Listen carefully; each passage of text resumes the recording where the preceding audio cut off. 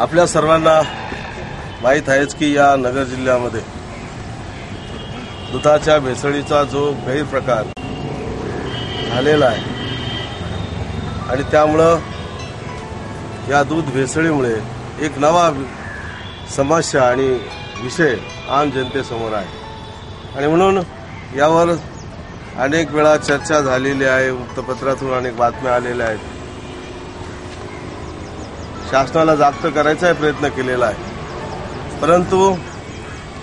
दिनांक 22 तारखेला येत्या 22 तारखेला नगरच्या जिल्हाधिकाऱ्यालयावर निकराची लढाई करण्यासाठी आमचे सर्व शिवसैनिक जमणार आहेत आणि त्या दिवशी शासनाला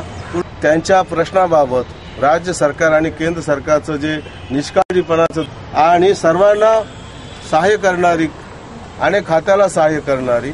गरोदर माता स्तनदा माताला सवलती आहेत या अंगणवाडी ताईला मिळाल्या पाहिजे या मताचा मी आहे आणि त्या दिल्या तर या देशामधली भावी पिढी चांगल्या प्रकारचं काम त्यांच्या हातून होईल। एका बाजूला कोट्यावधीचं बजेट आरोग्य खात्याला दिलं जातं, म्हणून हा मोर्चा काही शिवसैनिक 22 तारखेचं आंदोलन शिवसेनेच्या मार्फत असेल, पण आम जनतेला विनंती आहे की या आंदोलनामध्ये खऱ्या अर्थानं